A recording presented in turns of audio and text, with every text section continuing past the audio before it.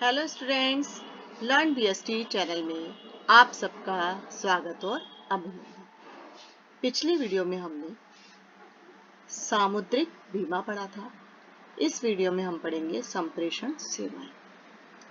संप्रेषण सेवाएं क्या है? संप्रेषण को हम इंग्लिश में कहते हैं कम्युनिकेशन और सेवाएं यानी सर्विसेज। इस वीडियो में हम पढ़ेंगे कि संप्रेषण सेवाएं क्या है।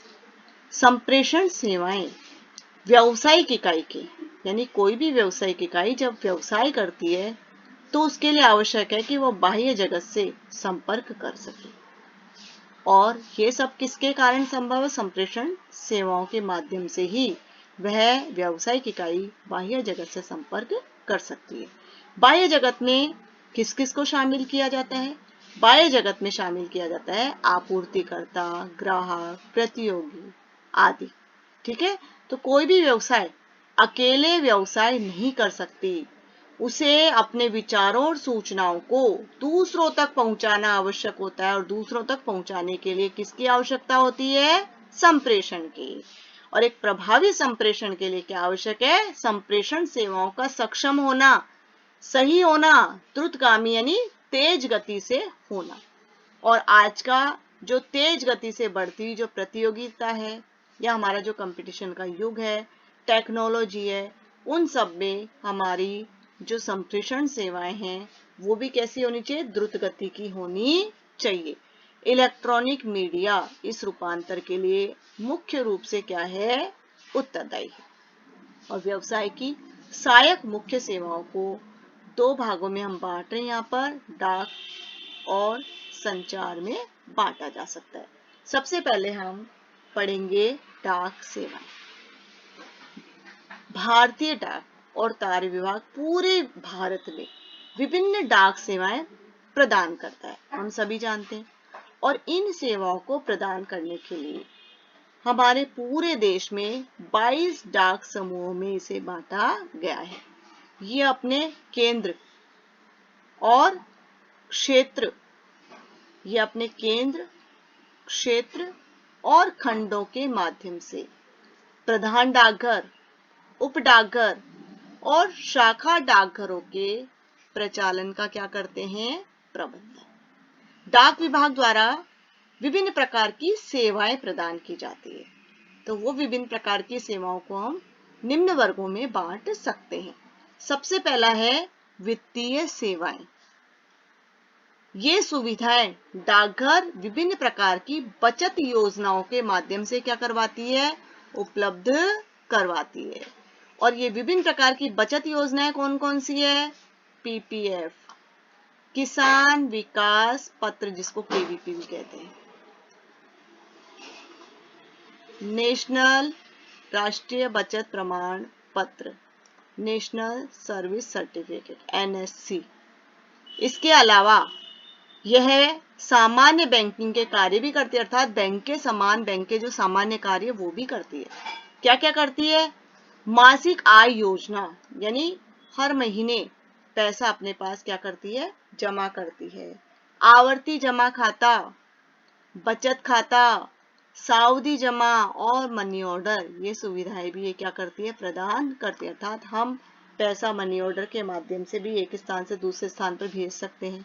विभिन्न प्रकार के खातों के माध्यम से भी अपनी बचत को जमा करवा सकते हैं। नेक्स्ट करती है डाक सुविधाएं। डाक सुविधाओं के अंतर्गत ये पार्सल सेवा, वस्तुओं को एक स्थान से दूसरे स्थान पर भेजना। हम सभी जानते हैं पार्सल सेवा अर्थात पार्सल के द्वारा हम अपनी वस्तुओं को एक स्थान से दूसरे स्थान पर भेज सकते हैं। वो किसके माध्यम से? डाकघर के माध्यम से। रजिस्ट्री की सुविधा यानी जो भेजी गई वस्तुएं हैं वो वस्तुएं सुरक्षित पहुंच जाए जहां हम उसको भेजना चाहते हैं, अर्थात गंतव्य तक। तो वस्तुओं की सुरक्षा प्रदान करती है रजिस्ट्री।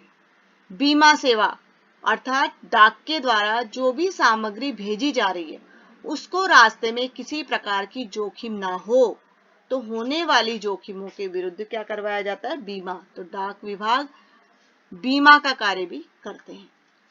इसके अलावा डाक विभाग अन्य और भी सहायक सुविधाएं प्रदान करता है, जैसे बधाई संदेश। आपको पता है हम विभिन्न अवसरों पर बधाई कार्ड भेजते हैं, जैसे न्यू ईयर पर है, ठीक है, दीपावली पर है, रक्षाबंधन पर है, होली पर है, तो ये बधाई संदेश बधाई कार्ड के द्वारा हम भेज सकते हैं। मीडिया संदेश, भारतीय निगमों के लिए अपने ब्रांड के, यानी भारतीय निगम अर्थात जो हमारे कॉरपोरेट सेक्टर्स हैं, सार्वजनिक हो या निजी, ठीक है, वो अपने ब्रांड उत्पादों के विज्ञापन का एक नया और प्रभावी माध्यम भी क्या है, डाक। वे अपना विज्ञापन किस प्रकार दे सकते हैं, पोस्ट कार्ड पर छपवाकर, लिफाफे पर छापकर, एरोग्राम, टेलीग्राम और डाक बक्सों पर। आपने देखा होगा कि जब गाड़ी जाती है डाकघर वाली, तो उस डाकघर की गाड़ी में भी इस प्रकार के विज्ञापन होते हैं। नेक्स्ट, सीधी डाक, सीधे विज्ञापन, यानी आपको उसके लिए कोई नियत पते की आवश्यकता नहीं है, अर्थात आपको किसी भी प्रकार का विज्ञापन, कोई भी अनुसूची भेजनी है तो आप डाकघर के माध्यम से बिना पते के भी इसे भेज सकते हैं। जैसे आपने देखा होगा कि बुक सेलर्स मूल्य सूचियां प्रकाशित करता है और वो मूल्य सूचियां स्कूलों तक पहुंचाता है, तो डाकघर के माध्यम से उन मूल्य सूचियों को जितने भी उस एरिया विशेष के स्कूल्स हैं, उन सभी स्कूलों में बिना पते के उन डाक सूचियों, वो मूल्य सूचियों को प्रेषित करते हैं, भेजते हैं। नेक्स्ट, संयुक्त राज्य अमेरिका के पश्चिमी वित्तीय सेवा संघ के सहयोग से अंतरराष्ट्रीय मुद्रा हस्तांतरण, इंटरनेशनल फंड ट्रांसफर, ये भी संभव है डाकघर के माध्यम से, और इसी के माध्यम से 185 देशों से भारत को मुद्रा का क्या हो सकता है, हस्तांतरण संभव है। नेक्स्ट, पासपोर्ट की सुविधा।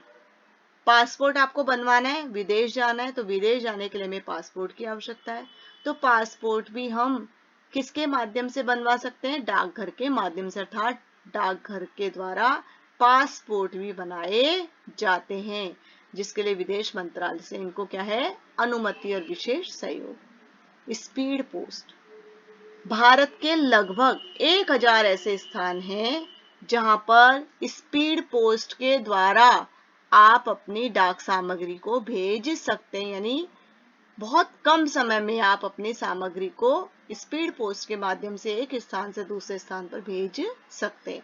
और विश्व के लगभग 97 प्रमुख देश हैं जो स्पीड पोस्ट के द्वारा हमारे भारत से जुड़े हुए हैं। ई बिल डाक, डाक विभाग की ये सबसे नई सेवा है, जिसमें ये BSNL और भारतीय एयरटेल के बिलों की राशि डाकघर के खिड़की पर भी जमा करवाई जा सकती है, अर्थात डाकघर की खिड़की पर एकत्रित करती है। नेक्स्ट है टेलीकॉम सेवाएं, अंतरराष्ट्रीय स्तर का दूर संचार, यानी हम एक देश से दूसरे देश दूर संचार के माध्यम से बातचीत भी करना चाहते हैं, ठीक है, तो इसके लिए तीव्र आर्थिक और सामाजिक विकास का ये क्या है, टेलीकॉम सेवाएं मूल है।